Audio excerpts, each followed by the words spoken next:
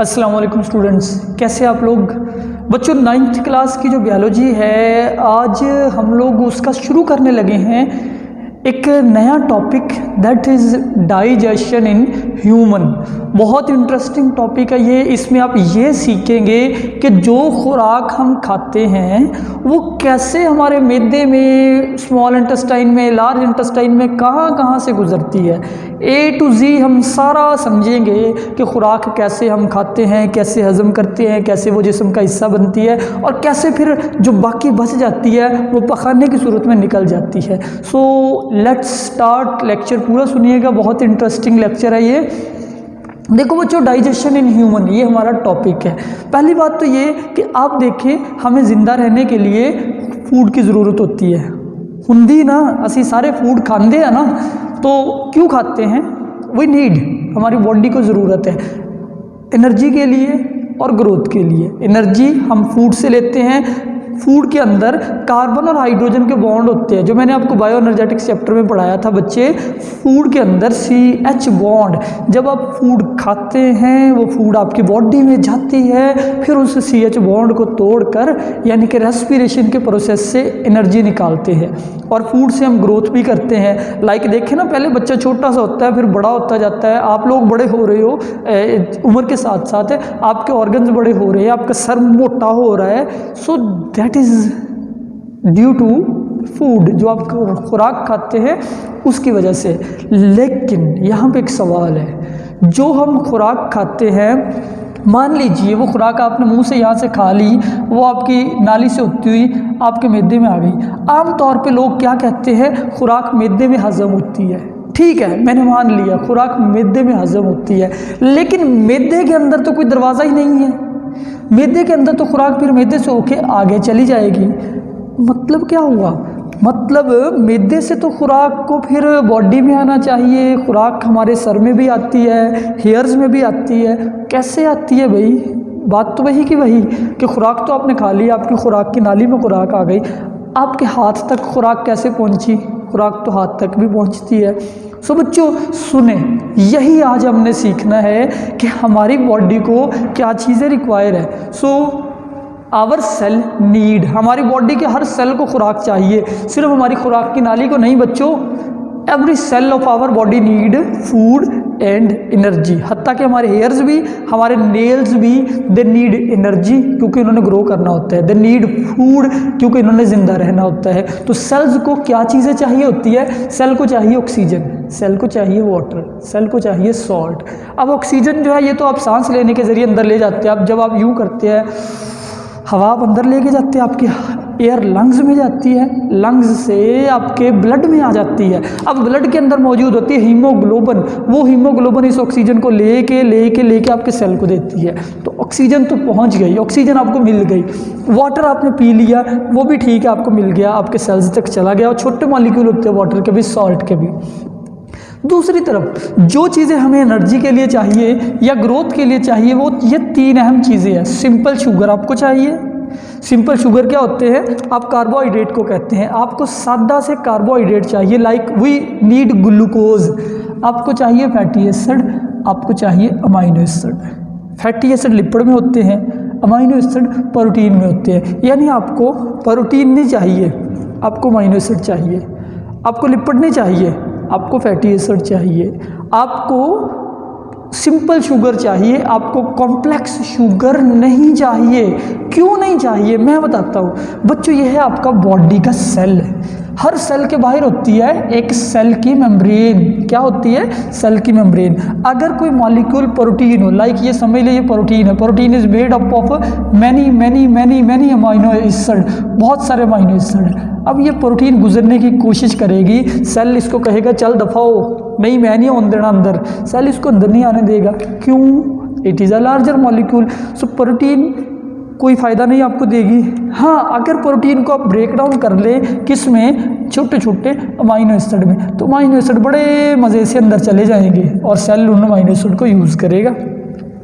तो मतलब कहने का ये है कि हमारे बॉडी सेल्स के अंदर मेम्ब्रेन, सेल के बाहर मेम्ब्रेन होती है। उस मेम्ब्रेन को ये वाले मॉलिक्यूल क्रॉस कर सकते हैं, लेकिन आपको मिलते नहीं। आपको अमाइनो एसिड कभी नहीं मिलेंगे माहौल से, आपको क्या मिलेगी?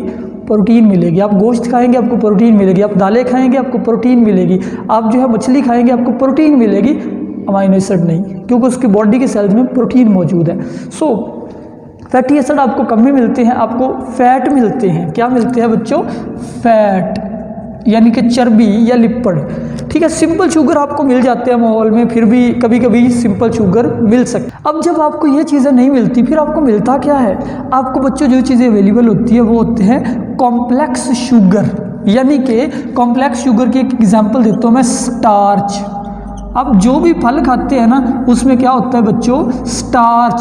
स्टार्च एक बड़ा मॉलिक्यूल है, ऐसे समझे स्टार्च 1000 रुपये का नोट है, ग्लूकोज 10 रुपये का नोट है। जब 10-10 रुपये वाले 100 नोट मिलेंगे 1000 का एक बनेगा।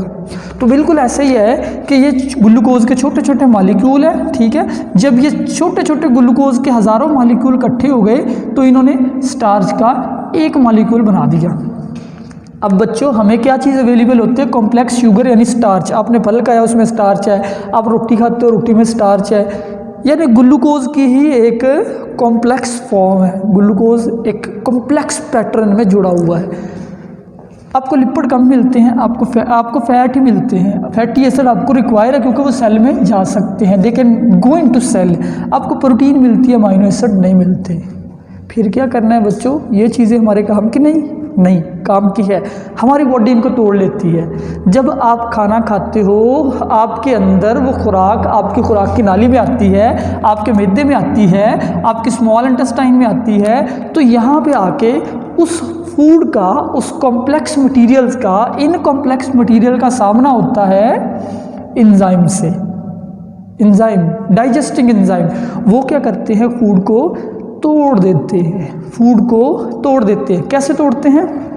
कॉम्प्लेक्स शुगर को सिंपल शुगर में, लिपिड को फैटी एसिड में, लिपिड को फैटी एसिड प्लस ग्लिसरॉल, जिन चीज़ों से लिपिड मिलके बनी है ना उसमें तोड़ दिया उसको। प्रोटीन को अमाइनो एसिड में। लो जी मौजा लग गई, हमने तोड़ ली फूड, डाइजेस्ट हो गई। This is called digestion. आम लफ्ज़ जो घरों के अंदर हम डाइजेशन बोलते हैं, हम कहते हैं मुझे खुराक डाइजेस्ट नहीं हुई। मतलब क्या हुआ? कि मुझे खुराक हजम नहीं हुई। असल मतलब बच्चों बायोलॉजी में डाइजेशन का हम ये लेते हैं कि break down of complex food particle into simple food particle. Food के कॉम्प्लेक्स पार्टिकल को किस में तोड़ लेना? सिंपल में तोड़ लेना। This is called digestion. और ये ज़रूरी होती है डाइजेशन, ताकि फूड को हम सेल्स में ला सके। ठीक है बच्चों, तो डाइजेशन क्या है? Break down of complex and, देखिए मैंने लिखे complex and non diffusible. Complex भी हो और नॉन डिफ्यूजेबल का मतलब है जज़ब ना होने वाली। ये पूरा एक ही लफ्ज़ है, जज़ब ना होने वाली। जो जज़ब ना होने वाली फूड है, जो जज़ब नहीं हो सकती, जो सेल में नहीं आ सकती, जो सेल की मेम्ब्रेन में से गुजर नहीं सकती, और food into simple and diffusible molecule. Diffusible mean गुजरने वाले, जो मेम्ब्रेन को क्रॉस कर सकते हैं। Like it is your body cell, diffusible molecule can easily cross it, while non-diffusible molecule cannot cross this cell membrane। समझ आ गई आपको डाइजेशन की? सिर्फ डाइजेशन है ब्रेक डाउन। जो लफ्ज़ हम बोलते हैं आम लैंग्वेज में डाइजेशन, खुराक का हजम होना, वो गलत है। खुराक का डाइजेस्ट होने से मुराद है टूट जाना। तो ओवरऑल हमारी जो न्यूट्रिशन है ना, ये बच्चों न्यूट्रिशन से मुराद है खाना खाने से लेके उसको जिस्म का हिस्सा बनाना, और बाकी फूड जो बच गई उसको जिस्म से बाहर निकाल देना। ये कंप्लीट प्रोसेस कहलाता है nutrition. Nutrition is divided into 5 steps. बहुत इजी है, इंतहाई इजी है। वो 5 स्टेप्स कौन से बच्चों? इंजेस्शन, पहला फूड, इन अंदर, जेस्शन खाना। इंजेस्टन का मतलब क्या हुआ? खुराक को खाना। उर्दू में लिख देता हूँ खाना। जब आप खुराक को यूं आपने रोटी पकड़ी मुंह में रख ली, दैट इज कॉल्ड इंजेस्शन। इंजेस्शन। अब वो खुराक जो है वो आपने मुंह में रखी, यहाँ पे आपने खुराक का लुकमा रखा, वो खुराक आपकी माउथ से यानी ओरल कैविटी से एसोफेगस में जाती है, एसोफेगस से स्टमक में जाती है, स्टमक से बच्चों ये स्मॉल इंटेस्टाइन में आती है, फिर स्मॉल इंटेस्टाइन से ये जो बड़ी है इसको लार्ज इंटेस्टाइन बोलते हो। खुराक इस सारी आपकी एक ट्यूब के अंदर आ जाती है, फूड की ट्यूब के अंदर। इसको फूड कैनाल भी बोलते हैं, इसको इस पूरी ट्यूब को डाइजेस्टिव कैनाल भी बोलते हैं, इस पूरी ट्यूब को गट भी बोलते हैं। इसके एक तरफ आपका माउथ है, ये माउथ की ओपनिंग है, दूसरी तरफ ये लास्ट पे एनस की ओपनिंग है। माउथ से खुराक को खाया जाता है, एनस से जो खुराक हमें अब्जॉर्ब नहीं होती बॉडी में उसको निकाल दिया जाता है। तो बच्चों पहला step ingestion, take in food, food को अंदर लेके आना। उसके बाद डाइजेस्ट, खुराक की डाइजेशन, क्योंकि उसमें बड़े मॉलिक्यूल है, वो आपके मैदे के वॉल के सेल्स में से क्रॉस होके ब्लड में नहीं जा सकते। बच्चों ये स्मॉल इंटेस्टाइन के साथ साथ होती है खून की नालियाँ, खुराक ने यहाँ से गुजर के खून में आना होता है, तो नहीं आ सकती जब तक मॉलिक्यूल बड़े हैं। तो डाइजेशन में हम क्या करते हैं, हम ब्रेक डाउन करते हैं, जो मैं आपको बता चुका हूँ। अब मॉलिक्यूल ब्रेक डाउन हो गए, छोटे छोटे मॉलिक्यूल बन गए। अब अगला स्टेप क्या होगा, सिंपली आपको पता ही है एब्जॉर्प्शन, जिसमें क्या होगा, फूड जो है जज़ब कर ली जाएगी। एब्जॉर्प्शन का उर्दू में मतलब क्या हुआ, जज़ब करना। अब जज़ब करके फूड इनटू ब्लड या तो खून में आ जाएगी या हमारे लिम्फ में आ जाएगी। अब आपको ब्लड का तो पता है, आपको लिम्फ का नहीं पता। लिम्फ क्या होता है, हमारे जो खून की नालियाँ होती है ना, इन खून की नालियों के अंदर भी आपको पता है, खून की नाली जो है उसके बाहर भी तो सेल्स ही होती है ना। ये बच्चे एक ब्लड की नाली है, ठीक है। अब ये नाली की ये क्या है, वॉल है। कभी कभी ब्लड के अंदर से कुछ मॉलिक्यूल जो वो निकल के बाहर आ जाते हैं, यहाँ पे इर्द गिर्द। अब ये जो फ्लूइड ब्लड से बाहर आ जाता है, इस फ्लूइड को आप बोलते हो लिम्फ।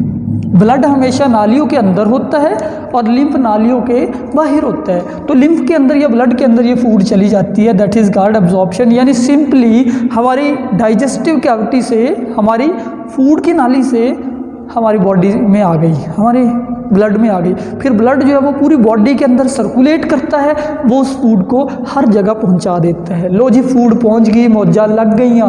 एसिमिलेशन, अब फूड को क्या करना है, दो काम करने हैं। या तो आपने उस फूड से एनर्जी ले लेनी है, अगर एनर्जी की ज़रूरत है we break the food and extract energy, या उससे क्या बना लेनी है, बॉडी की सब्सटेंसेस।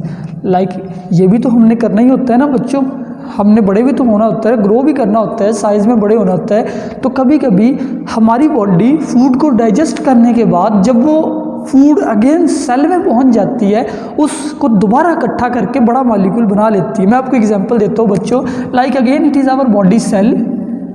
अब डाइजेस्ट होके, एब्जॉर्ब होके जो फूड यहाँ तक आई, वो बच्चों थे अमाइनो एसिड। ये सारे क्या है, अमाइनो एसिड। तो हमारी बॉडी क्या कर सकती है, जब सेल में फूड आ गई, सेल दोबारा से इस अमाइनो एसिड को जोड़ के क्या बना सकता है, प्रोटीन बना सकता है। ये एसिमिलेशन है। एसिमिलेशन डाइजेशन के उलट है। एसिमिलेशन को आप उर्दू में कह सकते हो खुराक को इस्तेमाल करना। तो इस्तेमाल या तो एनर्जी के लिए किया जा सकता है या बॉडी सब्सटेंसेस को बनाने के लिए। आखिर पे है डिफिकेशन। डिफिकेशन क्या है, एलिमिनेशन कहते हैं, उर्दू में इसको कहते हैं अखराज, खारिज करना, एलिमिनेशन ऑफ वेस्ट। जो फूड वेस्ट है, यानी कि जो फूड आपको मतलब जिसको आप डाइजेस्ट नहीं कर सके, जो अनडाइजेस्टेड फूड है, अनडाइजेस्टेड, उसको जिस्म से निकाल देना।